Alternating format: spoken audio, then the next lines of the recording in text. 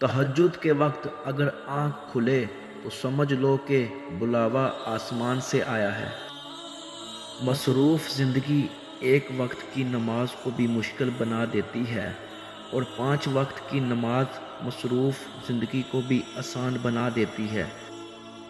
جسم کی تندرستی نماز میں ہے، دل کی طاقت قرآن پاک میں ہے، دماغ کی قوت ذکر الہی میں ہے اور روح کی راحت درود و شریف میں ہے۔ اللہ تعالیٰ جس سے ناراض ہوتا ہے اس سے سجدے کی توفیق چھین لیتا ہے۔ کبھی کبھی اذان مجھے ایسے بلاتی ہے جیسے بگڑے ہوئے بچے کو ماں بلاتی ہے۔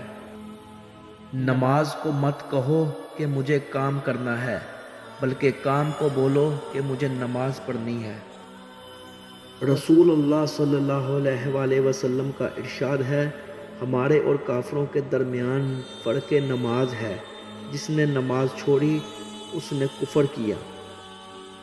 تھوڑی سی تھکاوٹ کی وجہ سے نماز نہ چھوڑو، ان سے کچھ سیکھو جنہوں نے جسم پر خنجر ہوتے ہوئے بھی آخری سجدہ نہیں چھوڑا۔ قبروں میں ایسے لاتعداد لوگ دفن ہیں جنہوں نے کل سے نماز شروع کرنی تھی۔ اپنے بہترین وقت کو نماز میں وقف کرو، کیونکہ تمہارے سب کام تمہاری نماز کے بعد ہی قبول ہوں گے۔ ہمارے اس چینل کو سبسکرائب کیجیے گا، بیل آئیکن کو پریس کیجیے گا تاکہ ہماری ہر نیو آنے والی ویڈیو آپ تک بآسانی سے پہنچ سکے۔ جزاک اللہ خیر۔